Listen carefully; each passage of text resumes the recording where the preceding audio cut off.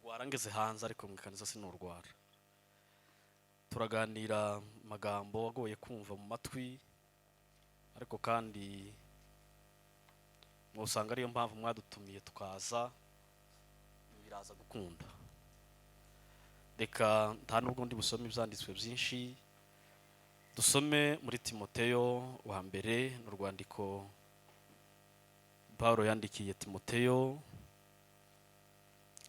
igice ni ca mbere murongo no wa 12 wonyine. Hariho mwene data wari musoma n'ubundi nakomeze. Igice ca mbere murongo wa 12.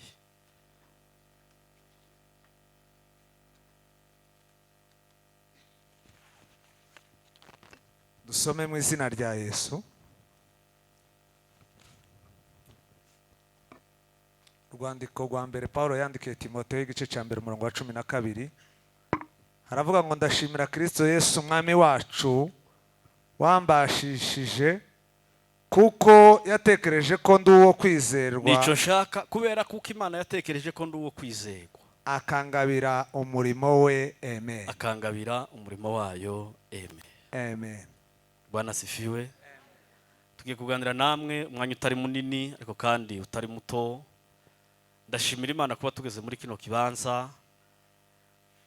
Sinzi ko ari bwo bwa mbere, sinazi ko ari ubwa kabiri, ariko uko bwo bakose ndabushimira Imana.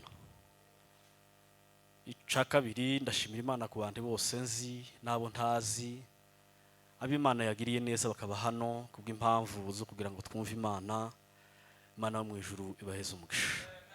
Ndashimira Imana kubona abantu biwacu twabanye, abavyeyi, kongera kubabona n'ivyishimo kuri twe. Imana ibahe umugisha. Turashima ku bw'abana bacu baraha, Imana ihabwe icubahiro ku bwabo. Ngaho gushima biza bingora ariko nyine nuko mwakira uko mvuze. Ndashimira ubuyobozi twazanye, Imana yo mu ijuru ibaheze umugisha. Tugiye kuganira umurimo mutoya cyangwa se ijambo ritari rinini kandi ryoroshe kumva umuntu wese yo kumva bigakunda. Abishatse yo kumva, atabishatse nti yo kumva, ariko kandi rivuga kino kintu gitoya. Bwana sifiwe. Riravuga ngo ese umurimo uhaye ukora wawuhawe nande? Nico turi buganireho, ndagira ngo kiroroshe kumva. Siko kuri se. Umurimo uzukora niba uzuririmba wabihawe nande? Niba uri pasteri ninde wakubwiye ngo umube? Niba uzucuranga ninde wakubwiye kuko ugomba kuba umucuranzi? Kubera ko Bwana sifiwe. Hari abantu babe bakora imirimo itandukanye cyane nico Yesu abashakaho ko ari cyo bagomba gukora. Munumve.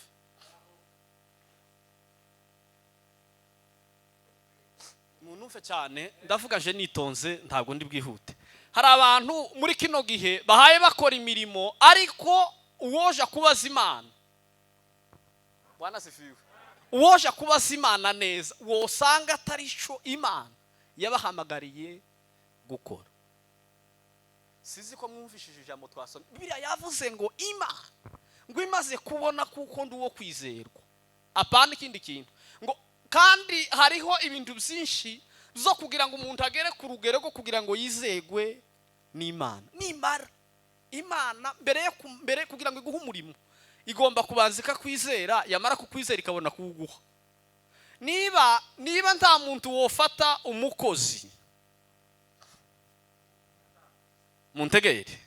Jewe ubu ndi mu kwigisha nyine nta kundi murabyihanganye. Niba nta muntu wofata umukozi atamwizeye ngo amuheze akazi, ni gute muzamutekereza ko ugatekereza ko umurimo uzukora ninde wakubwiye ko ari w'Imana yizeye kugira ngo ari ubasha gukora? Nico tugiye kwiganaho. Bwana sifiwe. Kugira ngo rero umuntu agere ku rugero rwo kugira ngo Imana ifate umutima wayo, nimara gufata umutima wayo ikwizere kandi ndatera haleluya. Nimara gufata Imana ifata umutima wayo winjiremwo, ugere ku rugero, uve ku rugero rwo gutekereza kuri inshuti n'Imana, ugere ku rugero rwo kuvuga ngo Imana yagize ikugirira icizere. Nirangiza uve kuri yo etape yo kugira ngo Imana ikugirire icizere, Imana ikigukureho, Imana ikikugumizeho, nimara ikuzamure kugeza ubwo ikugabira umurimo wayo. Bwana sifiwe. Ninde wabwiye ko mugomba gucuranga? Ninde wabwiye ko iki gihe ari cyo gihe cyo kuririmbira ikorari? Ninde wakubwiye ko ikorari uyu iki gihe ari cyo gihe cyo kuririmba? Ninde wabwiye ko iki gihe ari cyo gihe cyo kuba bakina mama cyangwa abantu baba barusoka? Ninde wakubwiye ko iki gihe ari cyo gihe umuntu yosengegwa akaba pasiteri? Ninde wakubwiye ko aba perezida w'abayumbi? Nicyo tugiye kuvugana. Tere haleluya. Haleluya. Amakuru nayo. Dufite rero dufite akaga gakomeye. Bibiliya iravuga ngo umunsi umwe Imana ngo yageze isura Adamu na Eva ngo yarangiza ikabasura mu mafu ya umunsi umwe ngo ihagere. Isanga ndabahari iravuga ati se niki cyabaye? Bwana sifi. Nukuvuga ngo Imana yageze iza kubareba, ije kubarebera ico neza yabashizemo uko umunsi umwe isanga ntibahari. Imana ishobora kubiziza kurebera muco yakagombye muco yakuremeye yarangiza igasanga sihuba. Kandi mureke mbabwire nta muntu wogirira umugisha mu Imana itamuhereye nk'umugisha. Bwana sifiwe. Nta muntu wogirira umugisha mu Imana itamuhamagariye gukora. Niko gucuruza inyanya Imana yarakubwiye ngo uzobe umudandaza wa protector. Wamara ugacuruza inyanya ndi wohomba gukigitangaze kakuba. Ariko isantiri isigaye yicara ikavuga ngo yagize icizere batabashije Imana.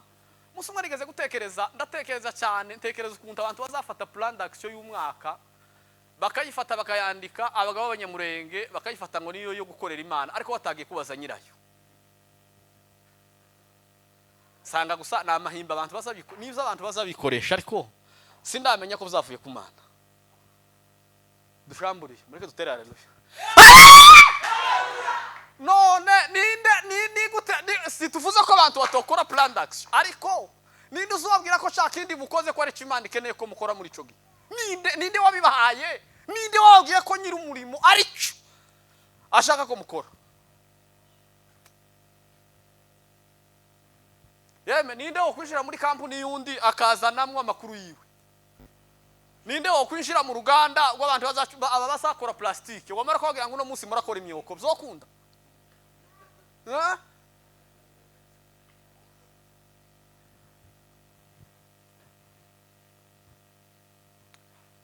Bwana sifiwe. Bibiliya rero iravuga iyo somye muri ico gice, iyo somye mu gice cya 13 Bibiliya iravuga Bwana sifiwe. Bibiliya ikivugamo gitangaje ni ukuvuga ngo Imana kugira ngo Imana iguheze umurimo wayo.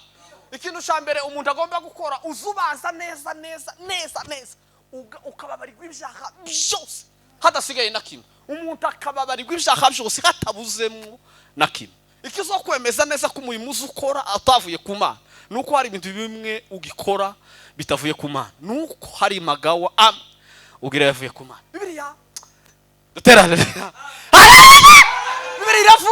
iravuga ngo mu bantu bose Imana yatekereje ngo cyatumye Imana iza ku isi ngo yazangwe no kubabarira abanyabyaha, ngo kandi muri abo bamuzanye. Imana yaje kubabarira abantu bose, yaje kubabarira umuntu umwe kandi ngo muri abo ngo ni jewe w'imbere. Siko birivuga. Nukuvuga ngo umuntu wese agomba kuzatekereza ko ari Imana yaje kubabarira, warangiza Imana yarangiza kukubabarika ngo nakugabira ubutangira urugendo rwo kugira ngo uzogere ku cizere. None niko tuzotekereza kukigira nawe habe niyo abantu batoje kubaza Imana, nawe urabizi ko hari tutarakiranuka, wamara ugatekereza ko Imana ashukuriye kugabira umurimo wayo. Kandi ndatera indembe ariko ndanezerewe w'Imana. Bwana sifiwe. Je taruhangira mu materaniro ngo sinoshika mu materaniro ngo sinezerwe ngo haraho zoca ubwo ruhu rwarashize mu isi. Mutima warambwiye ngo kubera ko korana n'Imana takindi kintu twokorana naco cyo mu isi ngo bihuza tibikunda. Haleluya. Takindi kintu na kimwe gihari twohuza amaraso kubera ko abana bose bagira amaraso basaba yahuzana base nabanyina kubera ko nibo takindi duhuje amaraso uretse umwami Yesu. Noneho kibiri mukumbe basa cyane yeme naratanga Imana izobaza abantu bose ibintu zose ariko naje kubigeraho nyuma habe na kujya muzamufata umuntu akavuga ngo nawe bamuheze mikrofone barahiye Imana yo mu ijuru nsenga Imana izobibabaza kuri wa munsi zo kugira ngo ya commentaire watanze sinje wari wakubwiye na amapepo yari yagute ni wewe wenyine wabyitumye sinje wigaze ubikubwiye.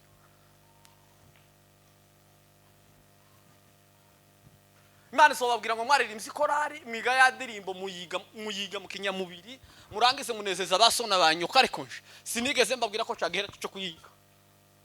Abantu bagomba kuzababaza bakabwira Imana ngo sino ndirimbo twizigiye ikindi cyo gihe cyo kuyiririmba. Niyo mpamvu turi mu kuzirimba ntizigira zikiza nuko ari zacu ni kanjenje karirenguro duheze Imana cyubahiro. Yaravuze ngo murabo ishansanye ngo murabo kugira ngo ntange imbabazi ngo murabo ishansanye ngo abo kubabarirwa ngo ni jewe w'imbere washe kubabarirwa nta wundi uri inyuma nta uri ku ruhande nta ubugingo ni ikinega umuntu ku giti cye ni wowe ugomba gutekereza ko wababari we wenyine bikagukurwa abandi bose bakazabaza inyuma cyangwa ntibazi ubugingo ntibukureba kuko ubugingo nubwo umuntu wenyine.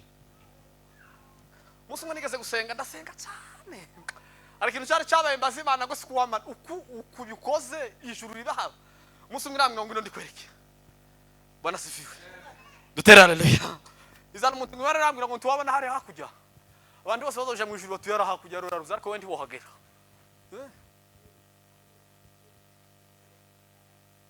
Bwana sifiwe. None nigute abantu bazabatekereza ko umuntu utarababarirwa mwabara mugatekereza ko Imana yabahaye umurimo wayo ngo muyikorere Imana. Mukorere Imana izipfa gukorerwa gusa Imana.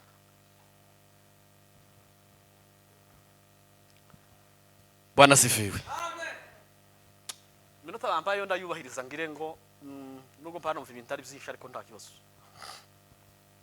Kintu cya kabiri giteye ubwoba bakivuzeho iyo umuntu amaze kubabarirwa ibyaha byose ntiyasigare na kimwe kandi mureke hari ibintu abantu bazavuga ngo yaye cyumurongo ibyaha ngo ntibyobura ngo tugituye mu isi. None niba ibyaha bitobura tugituye mu isi abakiranutsi batuye nta bakiranutsi batuye mu ijuru abakiranutsi batuye hano batuye ku isi dutuyemo iyi ngiyi igira amasaha 28 nino batuye.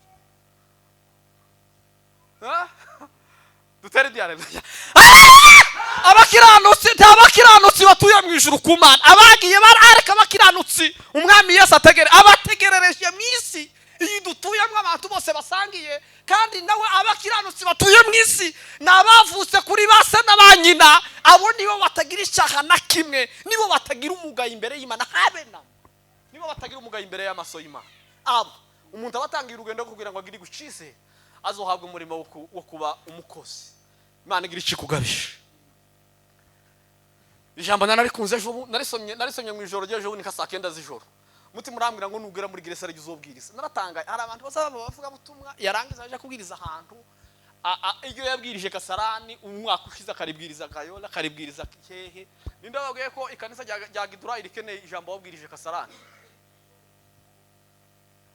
abo ni bakanta bazagenda babwiza muzamuhanza mubaza Imana gusiku wamana niki tubwira abantu uyu munsi ariko ibunebwe bwaje nabwo mutima imbeho iyo yaje imbeho yo mu muki yo yaje umuntu azabwiriza rimwe akamwe ngo niyo yahawe sijyo wahawe ntiwabajije si ni wewe wari hawe nyine ariko sijya Imana yaguhaye nijyo wahawe duterane. Ikintu cya kabiri rero nukwizera Bibiliya iravuze bakivuzeho Bibiliya yavuze ngo kwizera kuza kusamwa no kumva kandi ngo abantu bakumviki ngo abantu bakumva ijambo ry'Imana. Ico cyo kintu cya kabiri rero Imana imaze kugukura mu zaha umuntu azaremegwa kwizera umwami Yesu kandi kwizera ko hari definition abantu bagaza batanga siyo ngo nukuyohera so kuyohera kwizera nukumenya neza ibikwiriye kwiringirwa n'ibidakwiriye kwiringirwa. Ica gatatu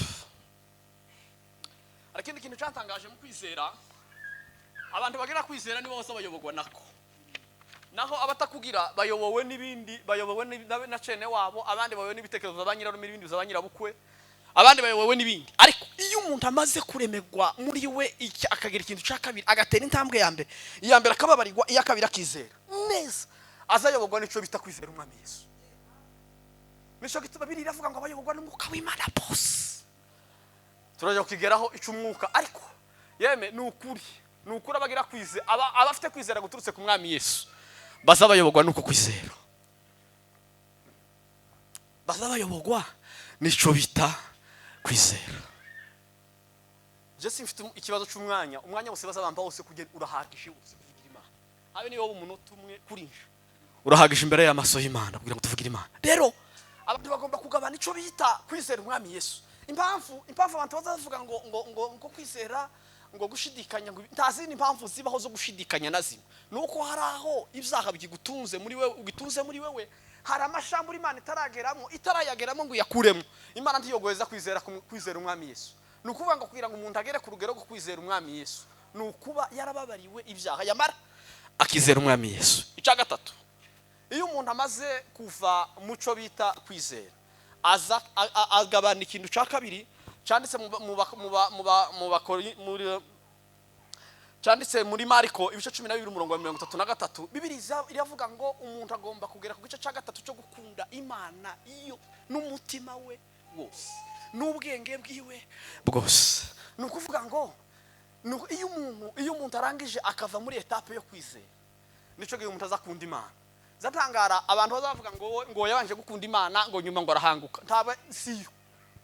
Ntaba yarayikunze gusa aba yarahuye n'intambara kiri mu rugendo akamagaruka, aba yaragarukiye mu kubabara ibyaha byarangiza akagarukira mu kwizera. Ariko iyo ageze ku rugero rwo gukunda Imana nibo babandi umuntu azapfa atarigera ahanguka. Nuko anga barageze mu ntambwe ya gatatu yo gukunda Imana n'umutima we wose. Umutima iyo wakunze Imana ntiwokongera gusubira inyuma ngo uje gukunda ibindi. Dutera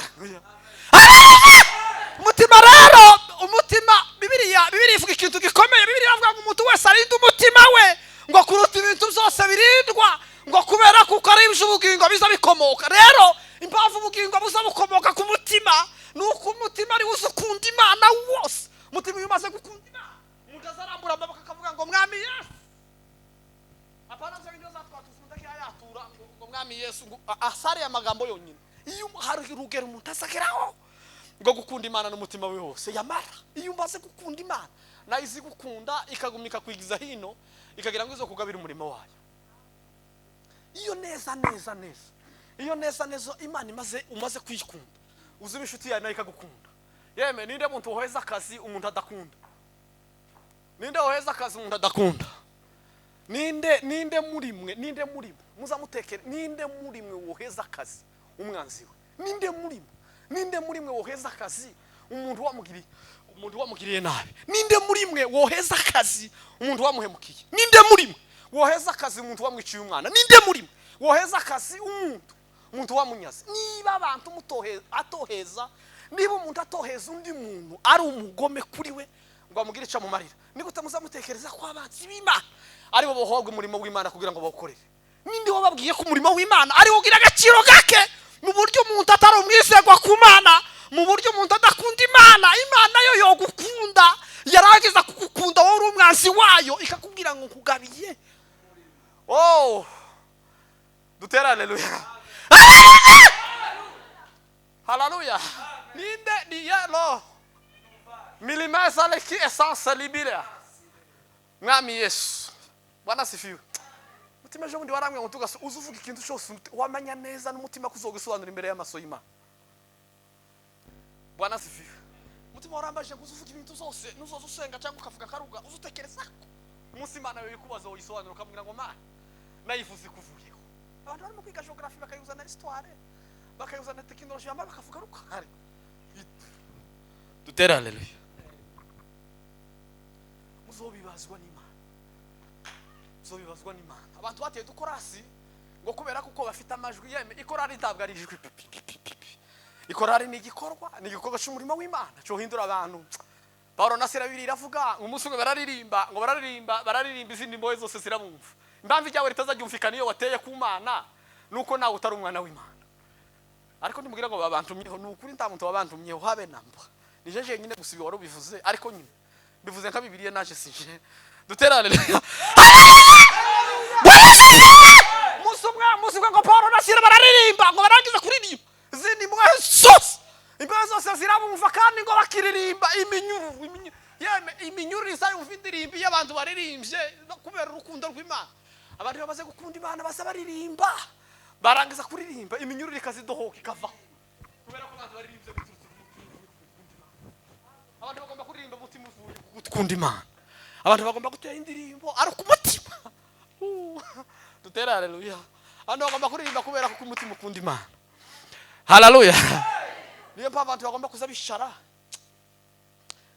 Ikintu cya gatatu, cya kane nako nico bita icyizere. Bibiliya iravuga muri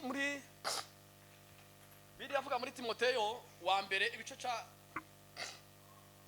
cya kane ngire mu murongo wa 12, sinzi ko ariho twasomye.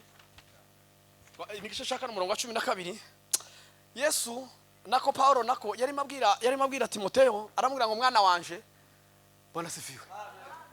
Aramubwira ngo ugomba kubishitegererezo cyabise. Yeme tugomba noneho rero nukuvuga ngo kugira ngo ugere ku kigero cyo kugira ngo Imana iguheze umurimo wayo. Ikintu cya kane ugomba kubanza kugeraho. Ugomba kubicitegererezo cyabizera. Wamara kubicitegererezo cyabizera, Imana ikabona kuvuga ngo izari zo zose uyu azogera igihe azombera umukozi. Uyu azogera igihe azomukoresha. Kandi yari bamubwira ngo ubishitegererezo cyabizera. Aramubwira ngo uhereye ku bintu bitoya bito bishoboka. Aramubwira ngo uhereye kuza abantu baza bavuga uhereye kuzuvuga nawe ugomba kuba urishitegererezo. Uhereye ngo kuzuzuvuga. Aramubwira ngo n'ingeso icyakabiri, aramubwira ngo ingeso zawe nazo. Yeme abantu ntibarahinduka ku ngeso ngo ariko Imana yabagabiye umurimo yahe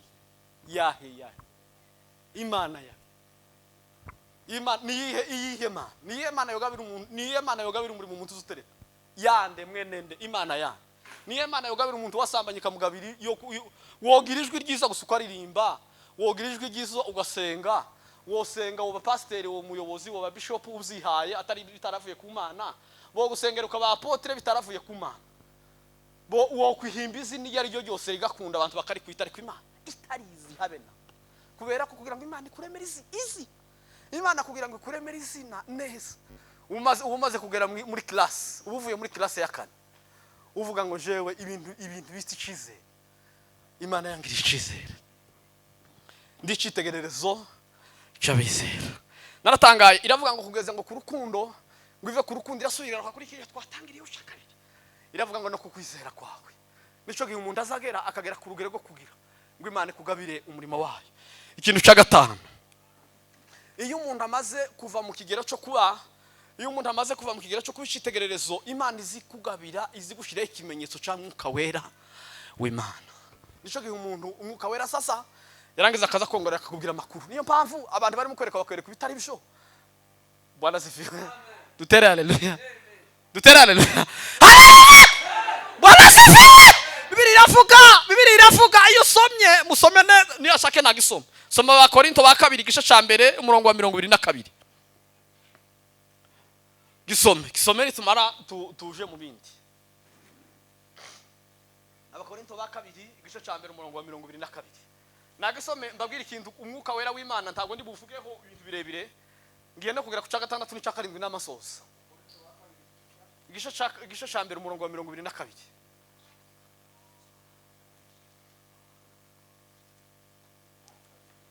Harabanga Imana dushizeho ikimenyetso cy'umwuka wayo. Nuko havuga. Ngaso.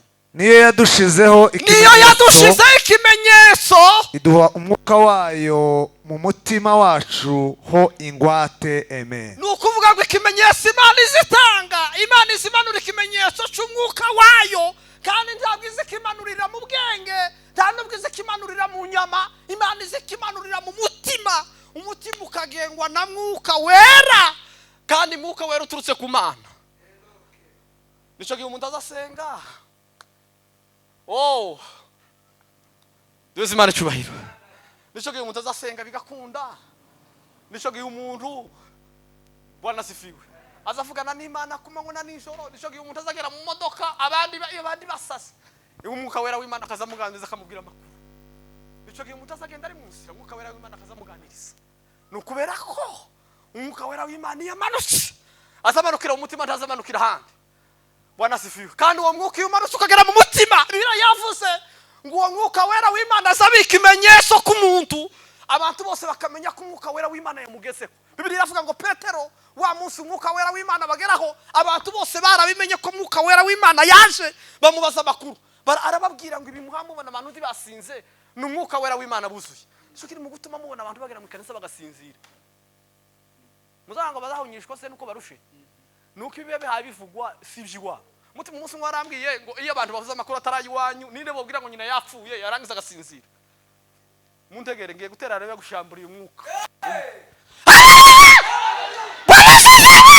musu mutima warambashije ninde bobikira nyina ninde muri ngo bobikira nyina ninde bobikira ku imfura yipfuye ninde bobikira ko sarangije ubwo yarangiza akabona ibitotsi ninde bobwira ngo umuhungu warapfuye umuhungu w'imfura ninde bobwira ngo umukobwa w'imfura kakajya kangira kamwe nako nakabonye ejo bundi ninde bobwira ngo akakobwa karapfuye yarangiza akabona ibitotsi ninde bobwira ngo sarapfuye yarangiza akabona niyo mpamvu so tugera imbere y'amaso y'Imana mu bitotsi bikaza nuko amakuru hayavugwa sayi wabo dushamburiye tutere ndi hano makuru hayavugwa sayi barahiye Imana yo mu ijuru senga ta muntu wabwira amakuru yiwabo ngo abone ibitotsi ta muntu wabwira amakuru habe yemwe umuntu yagaze ko amakuru yiwabo aranisha n'ugwandiko barukoherereje ko abibura none muzamuteke mwe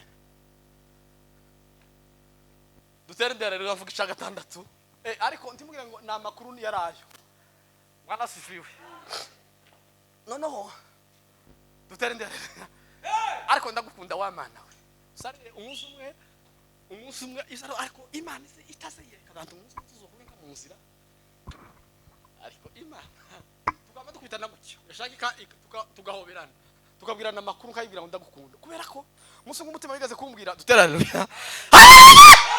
umunsi umutima warambwiye ngo nuba gito woba gito bigakunda ndabwira ngo yaye arambwiye ngo none umutiyo gusa hari umunsi umutiyo gusa ifaranga ukazimana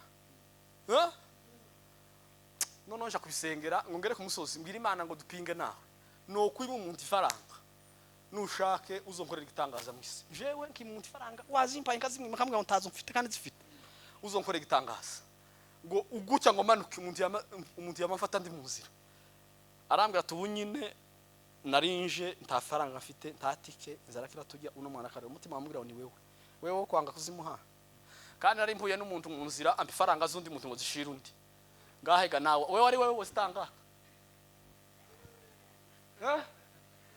bagago ifaranga z'abandi bamarwa wari umutaka kandi nari mvuye gusenga mbwira Imana ngo wamana dupinge je nawe turebe niba no kwimuta ifaranga ngo gucyo ngere mu nzira n'amampura n'umuntu ifaranga tuzishire runaka aho undangiza n'amampura n'umutima urambwiye ngo niwe wenyine ifaranga ngakira hano sinazi mwaye zose ngaja kuzishura kagere mu yakaja gutora izanje kabari zoshira wa undi none muzamutekereza ngo abantu bazokunda Imana yamara amahoro aguma be gusa yamaguma aze gusa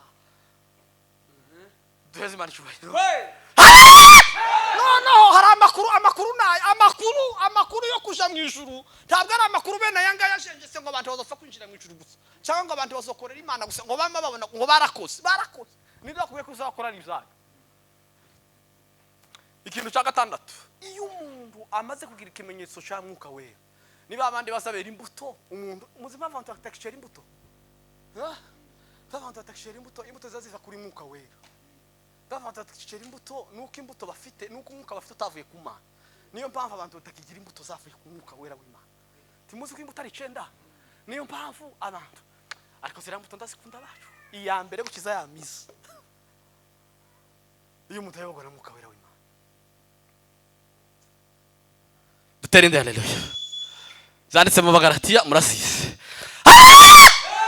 ya karindwi rero nico narigiye kugeraho nukuvuga ngo iyo umuntu amaze kwera imbuto za mwuka wera w'Imana nibwo Imana izimufata ikavuga ngo ugeze ku rugero rwo gukorera Imana mu kuri no mu mwuka ubugeze mu ishuri rya karindwi nukuvuga ngo baratangiriye mu wa mbere mu wa kabiri mu wa gatatu mu wa kane mu wa gatanu mu wa gatandatu mu wa karindwi ibi bintu tuvuze harimo n'ibindi byinshi nawe wovuga ariko ibi ni ingenzi mu buryo umukristo agomba kugira guce cya karindwi yarangiza akavuga ngo ibyo ari zo zose umuntu akagera ku kigero cyo gukorera Imana mu kuri no mu mwuka musome Yohana ibice 5 umurongo wa 19 n'Imana sose ndizera ko iminota bari bampaye turaba twishoje ninasigaraho nta kibazo Yohana ibice 5 umurongo wa 19 duhita dusoza. gukorera imana biragoye.